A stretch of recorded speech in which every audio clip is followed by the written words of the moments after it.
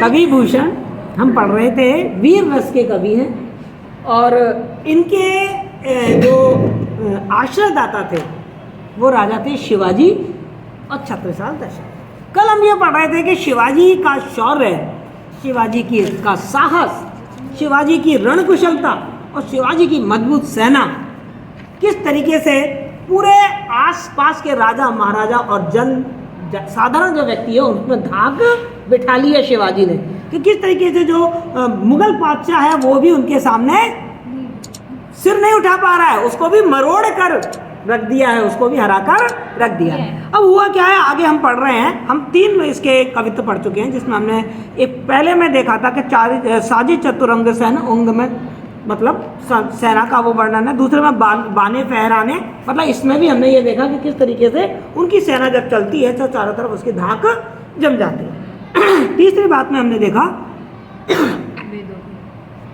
कि शिवाजी ने जो ये सेना बनाई और जो ये युद्ध किए तो अपने साम्राज्य विस्तार के लिए नहीं किए या अपने धन संपत्ति को लूटने के लिए नहीं किए, ये सारे युद्ध उन्होंने किए हिंदू धर्म की रक्षा के लिए, राष्ट्रीयता की रक्षा के लिए।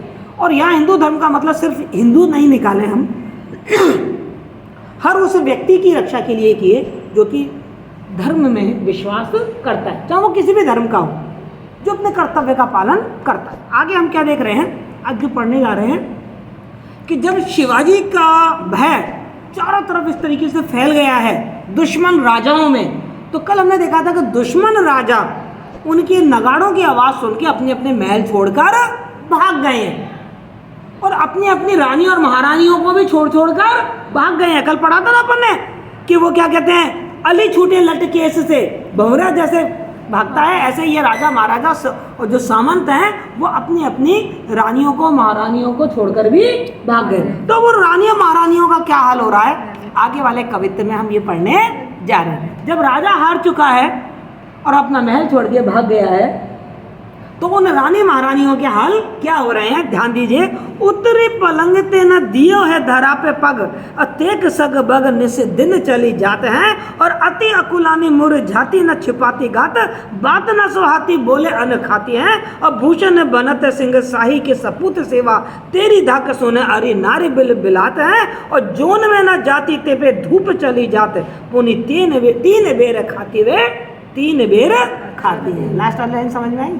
आपने यमक अलंकार में इसका उदाहरण जरूर सुना होगा कि 3 बेर खाती थी वे 3 बेर खाती हैं। कहाँ तो वो 3 बार भोजन किया करती थी और अब उनको केवल 3 बेर खाने को मिल रहे हैं। जो फल होते हैं ना छोटे छोटे थे वो भी संख्या में केवल 3 मिल रहे हैं, यानी कि अब वो अभावों में जीवन जी रही है। कभी वो बड़ी शान शौकत से जीवन जिया करती थी, है ना, क्योंकि वो महारानियाँ थी, महलों में रहा करती थी, और अब वो चूंकि उनके पति हार चुके हैं, उनके सामंत और राजा राव जो है वो शिवाजी से हार चुके हैं, तो अब वो अभावों में जी रही है। क्लियर? इतनी बात समझ में आ गई? हमें कवित्व की पूंछ समझ में आ जानी चाहिए, फिर तो हम आराम से समझा देंगे। क्या कह रहे हैं? उत्तरी पलंग ते ना दियो है धरा पे पग, कभी वो अपने पलंग से भी नहीं उतरी, पलंग से उतरकर कभी उन्होंने अपने धरती पर पैर भी नहीं रखा। भाव यह है उन्होंने कभी कोई काम नहीं किया। यदि उनको पैदल भी चलना पड़ता था तो पालकी तैयार रहती थी और सीधा उनको दासियां पालकी में बिठाती थी, कभी उनको पैदल नहीं चलना पड़ता था। कभी धरती पे पैर नहीं रखना एक मुहावरा है। धरती पे पैर रखने का मतलब कई अर्थ निकलते हैं। मतलब धरती पे पैर ना रखना अर्थात उनको बहुत अपने समृद्धि पर, अपनी शान शौकत पर बहुत घमंड था। एक तो अर्थ ये निकलता है। एक धरती पर पैर नहीं रखने का मतलब है उन्होंने कभी भी कोई शारीरिक श्रम नहीं किया। एक धरती पर पैर ना रखने का मतलब है उन्हें कभी पैदल चलने का मौका मिला ही नहीं था।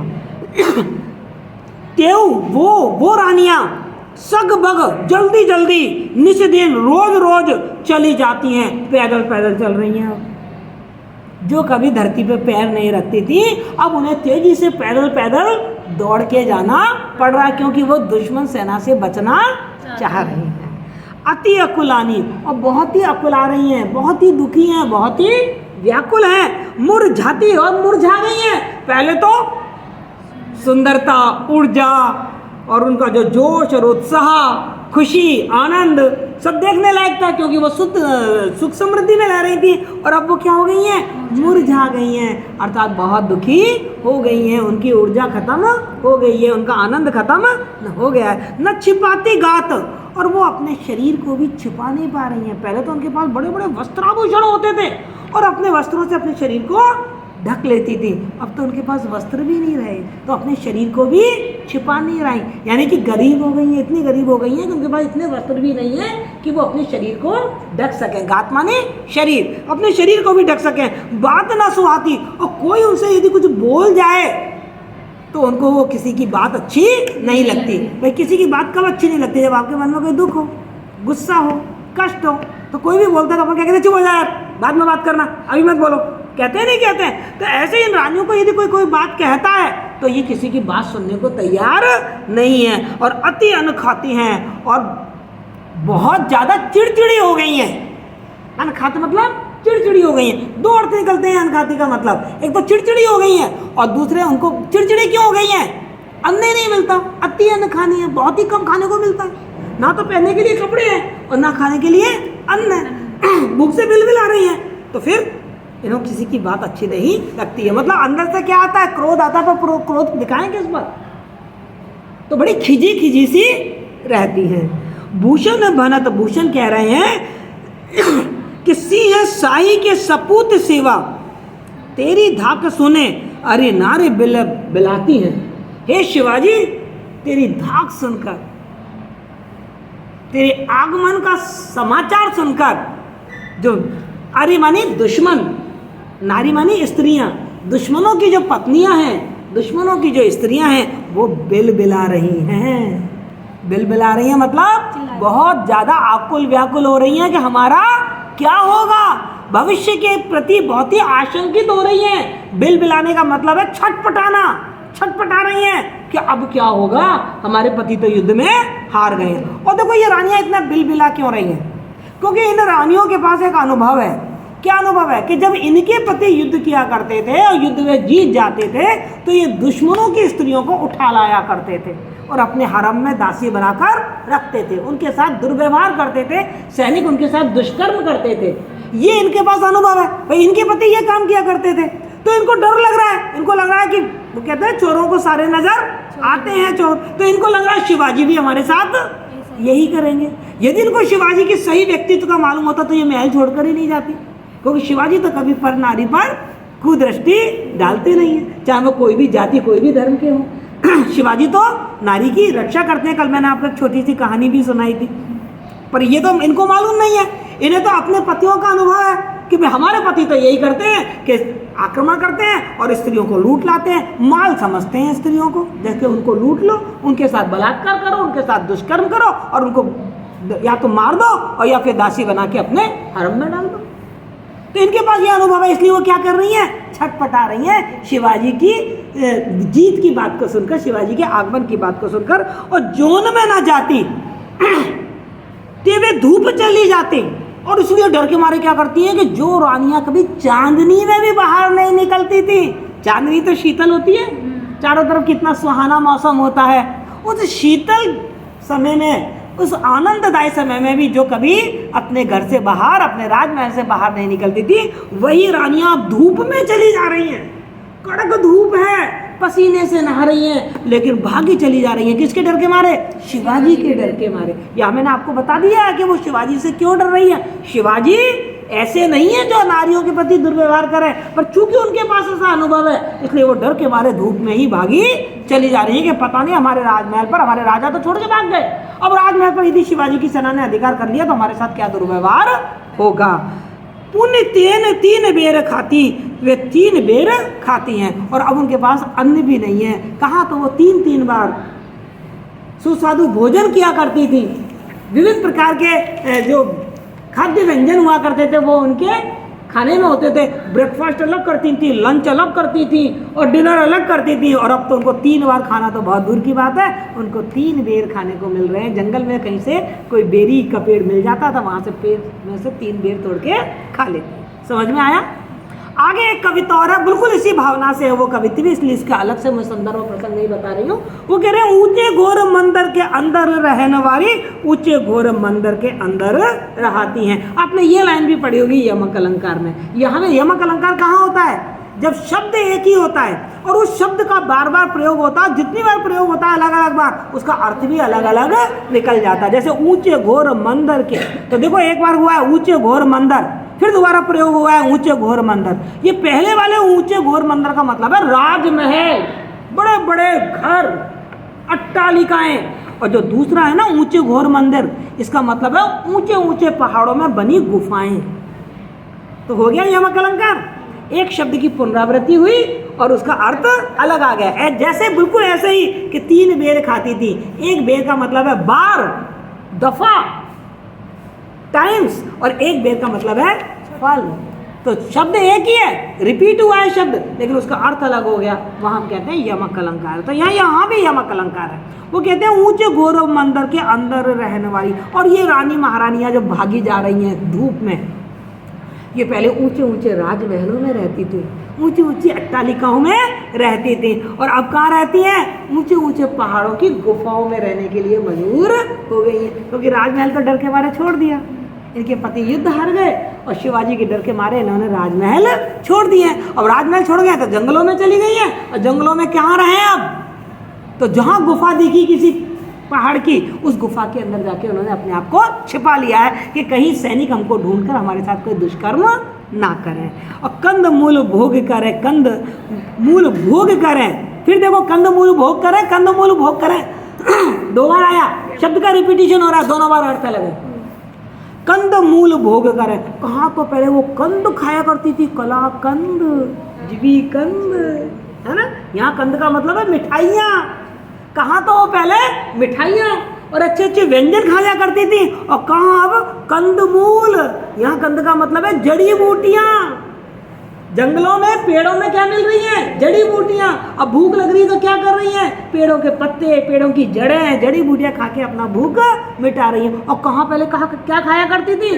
कंद खाया करती थी, मिठाइयाँ खाया करती थी, और 3 बेर खाती थी, वे 3 बेर खाती हैं। कहा तो वो 3 बार खाना खाया करती थी, 3 बार उनको अच्छी तरीके से भोजन मिला करता था, और कहाँ उनको केवल जंगल में 3 बेर खाने को, फल वाले बेर खाने को मिल रहे हैं। और भूषण शिथिल अंग, भूषण शिथिल अंग, फिर 2 बार आ गया भूषण शिथिल अंग, भूषण शिथिल अंग, फिर 2 बार आ गया या नहीं आ गया? समझ में आया? दोनों बार इसका अर्थ अलग है। पहले वाले का मतलब क्या है? भूषण शिथिल अंग। भूषण कह रहे हैं कि पहले इनके पास इतने भूषण होते थे, आभूषण, पहले भूषण का मतलब क्या है? आभूषण, गहने, इतने ज्यादा गहने होते थे कि अपने शरीर पे जब ये गहने पहनती थी तो इनका जो शरीर था ना वो उसके बोझ से दब जाता था, इतने गहने होते थे इनके पास, इतने आभूषण होते थे। और अब क्या हो रहा है? भूषण शिथिल अंग। दूसरे भूषण का मतलब है भूख। अब भूख के कारण इनका शरीर क्या हो गया है? दब गया है, शिथिल हो गया है, कमजोर हो गया है। पहले तो आभूषणों के बोझ से कमजोर हो गया था, दब गया था, और अब भूख के कारण इनका शरीर कमजोर हो गया है। यमक अलंकार। भूषण शब्द के 2 अर्थ, एक भूषण का मतलब आभूषण और एक भूषण का मतलब भूख। और विजन डुलाती, वे विजन डुलाती हैं। अब देखो विजन, विजन भी 2 बार आया है। एक विजन का मतलब है पंखे। पहले जो रानी महारानियां महलों में रहती थी तो इनकी दासियां होती थी, और दासियां इन पर क्या डुलाती रहती थी? पंखे। विजन का मतलब है पंखा, पंखा डुलाती रहती थी, इतनी सेवा करती थी। और दूसरे विजन का मतलब है जंगल, विजन, जहाँ पर जन नहीं रहते, जहाँ लोग नहीं रहते, कौन सी जगह है? जंगल। और अब जंगलों में डोलती है। कभी दास दासियां इन पर पंखे जला करती थी, और अब चूंकि राजमहल छूट गए हैं तो ये कहाँ डोल रही हैं? जंगल में। तो यहाँ विजन के भी 2 अर्थ आ गए। एक विजन का मतलब है पंखा और दूसरे विजन का मतलब है जंगल। कौन सा अलंकार? यमक अलंकार। पूरा कवित्व यमक अलंकार का ज्वलंत उदाहरण आपके सामने है। अब भूषण बनत शिव राज वीर तेरे त्रास। भूषण कह रहे हैं, कवि भूषण कह रहे हैं कि हे शिवाजी, तेरे डर के मारे नगन जड़ाती, वे नगन जड़ाती हैं। फिर नगन शब्द 2 बार आ गया, नगन जड़ाती। कभी तो हीरे मोतियों और नगों से जड़ी रहती थी, मतलब उनके आभूषणों में हीरे मोती और नग जगमगाते रहते थे, नगन जड़ाती थी। उनके पूरे शरीर पे हीरे, उनके वस्त्रों में भी हीरे मोती जुड़े रहते थे।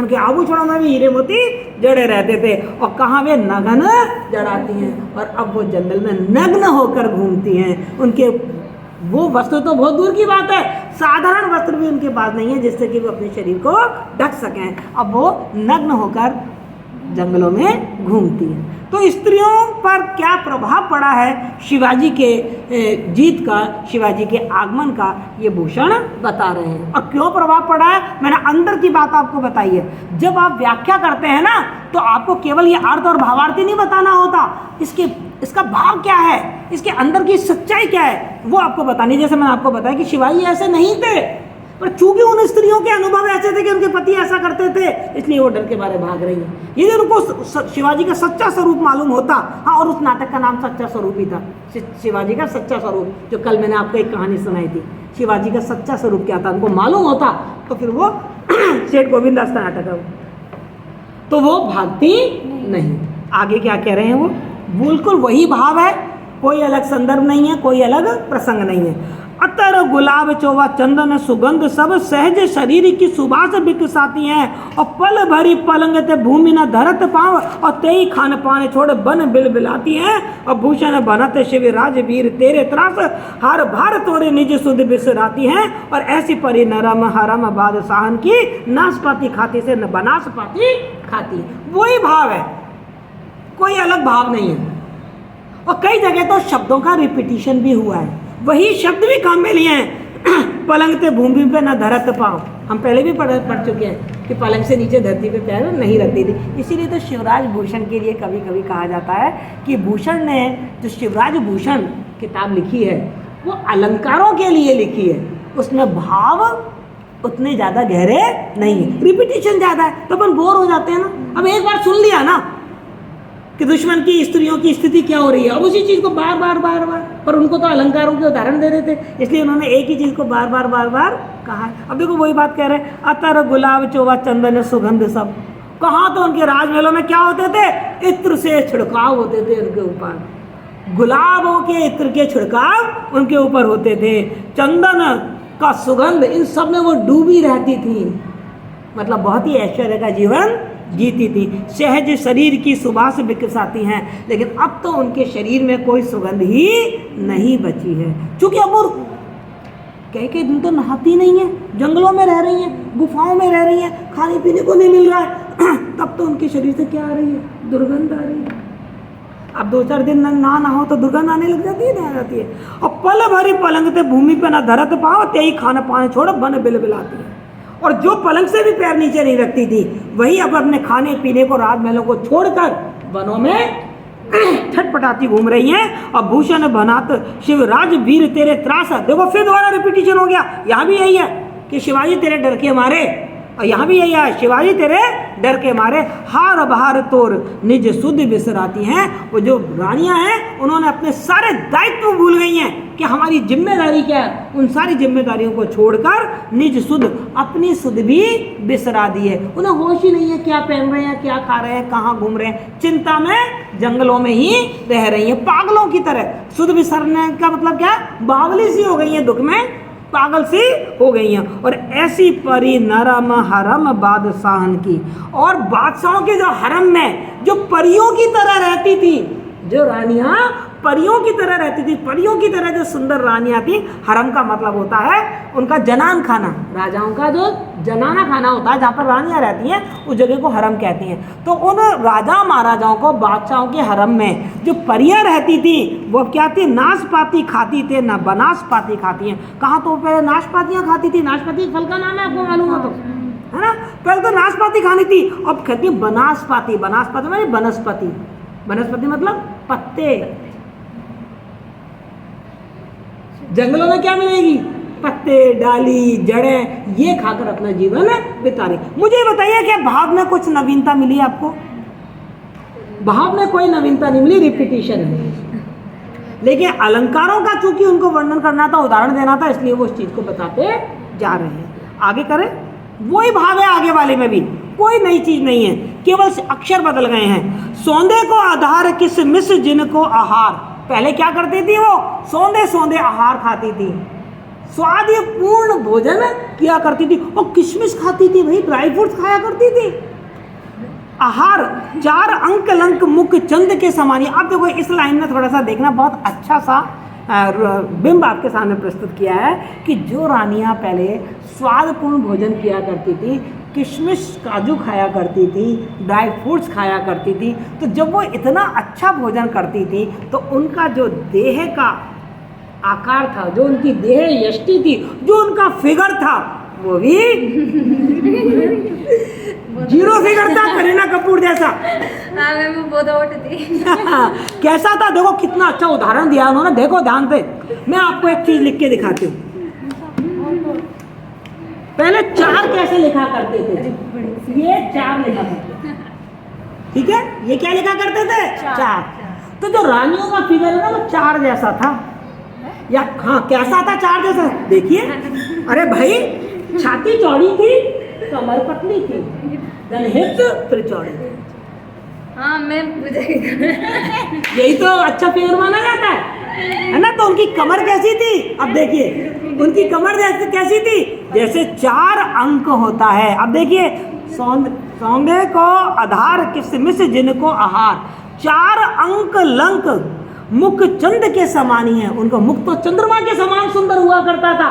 भाई जो कोई इतना अच्छा भोजन करेगा तो एनर्जी मिलेगी नहीं मिलेगी, हीमोग्लोबिन बढ़ेगा नहीं बढ़ेगा, तो सुंदरता भी बढ़ेगी। और साथ में उनके जो शरीर की यष्टि थी वो कैसी थी, 4 अंक की तरह थी, अर्थात उनकी कमर बहुत पतली थी। कनक लता सी कामनी, उनकी जो कमर थी ना वो कनक लता की जैसी पतली थी। अब कमर का पतला होना सुंदरता का द्योतक है। जो सुंदर होता है उसकी कमर पतली होती है, कमर नहीं, मतलब कमरा नहीं होना चाहिए, कमर होनी चाहिए। तो उनकी कमर थी। हम मधुगुप्ता का कमरा है, आप लोगों की कमर है, मनीषा का देखा बिल्कुल कमर है। तो आगे देखे, ऐसी अरे नारी शिवराज वीर तेरे त्रास, फिर आ गया शिवराज वीर तेरे त्रास, तेरे डर के मारे ऐसी नारियां क्या कर रही हैं, पायन में छाले परे काये को मिलाती हैं। और चूंकि अब उनको पैदल चलना पड़ रहा है तो उनके पैरों में छाले पड़ गए हैं। अरे भाई पहले कोई शारीरिक परिश्रम ना मत करो आप, फिर कोई काम करो हाथों में छाले पड़ जाते हैं। पहले आप पैर नहीं चलो, फिर आपको चलना पड़े, पैरों में छाले पड़ जाते हैं। तो उन नारियों के पैरों में क्या पड़ गए हैं, छाले पड़ गए हैं। और काय कुमलानी, और काया क्या हो गई है, कुमला गई है, मुरझा गई है ना। ग्रीष्म की तपति की विपत्ति ना कान सुनी, और ग्रीष्म ऋतु की तेज धूप पड़ रही है पर वो उसकी भी परवाह नहीं करती। कंज की कली से बिन पानी मुरझाती हैं, जैसे कोई सुंदर कमल की कली हो और उसको पानी ना मिले तो वो मुरझा जाती हैं। तो ये रानियां पहले सुंदर कमल की कलियां की तरह थी, लेकिन अब इनको कोई रक्षा नहीं मिल रही है, भोजन नहीं मिल रहा है, आसरा नहीं मिल रहा है, सुरक्षा नहीं मिल रहा है, चिंता हो गई है, इसलिए ये उस मुरझाई हुई कली की तरह दिखाई दे रही हैं। और तोरी के अब आगे ना यहाँ पे ग्रीष्म ऋतु की वो परवाह नहीं कर रही हैं, जंगलों में दौड़ी जा रही हैं अपने आप की सुरक्षा के लिए। और तोरी के छरासो अक्षरासी या निचोरी कहे, और तुमने कहे ते कंत मुक्ता में पानी है। और क्या कर रही हैं कि ये जो स्त्रियां हैं, ये स्त्रियां शिवाजी से निवेदन कर रही हैं अपनी सुरक्षा के लिए। क्या निवेदन कर रही हैं, तो शिवाजी की एक बात याद दिला रही हैं। ये जितनी भी नारियां हैं वो अप्सरा की तरह सुंदर थी, तो जब ये अप्सरा की तरह रहती थी तो इनके अंदर बहुत घमंड था। अब इन्होंने अपने घमंड को त्याग दिया। पहले तो इनको लगता था हमारे पति राजा महाराजा है, शिवाजी कौन, मैंने कहा था ना औरंगजेब तो उनको कहता था पहाड़ी चूहा। लेकिन अब शिवाजी जीत गए हैं तो शिवाजी के सामने अपना अहंकार को छोड़कर और नव के निवेदन कर रही हैं। क्या निवेदन कर रही हैं, हमारी रक्षा करो, हमारे पतियों की रक्षा करो, अपने पतियों की रक्षा की भीख मांग रही हैं। किससे, शिवाजी से। और शिवाजी को फिर एक याद दिला रही है, एक बात याद दिला रही है हिंदू धर्म की, जो हिंदू धर्म पे अत्याचार करते थे, वही हिंदू धर्म का सहारा लेके शिवाजी को बात याद दिला रही है कि तुम कहते थे ना कि नारी की शोभा तो उसके पति में ही है, नारी का धर्म तो पति सेवा में ही है, तो तुम्हारा पतियों को छोड़ दो ना, तभी तो हम अपने धर्म को निभा पाएंगे। तो आप हमारे पतियों को छोड़ दीजिए, जीवित छोड़ दीजिए, तभी वो हमारी रक्षा कर पाएंगे। क्योंकि आपके हिंदू धर्म में तो पति परमेश्वर माना गया है और पति ही पत्नी की सुरक्षा करता है, पति का ही दायित्व है पत्नी की सुरक्षा करना, तो तुम हमारे पतियों को छोड़ दो। ऐसे अपना अहंकार छोड़कर ये अप्सरा जैसी जो रानियां थी वो राजा शिवाजी के सामने निवेदन कर रही हैं अपने पतियों की जान की रक्षा करने के लिए, अपने पतियों की जान की सुरक्षा के लिए उनसे वो मांग रही हैं, एक प्रार्थना कर रही हैं कि आप हमारे पतियों की को जीवित रखें, उन्हें मारें नहीं। क्लियर, समझ में आ गया? मेरे ख्याल से आज इतना काफ़ी है, बाकी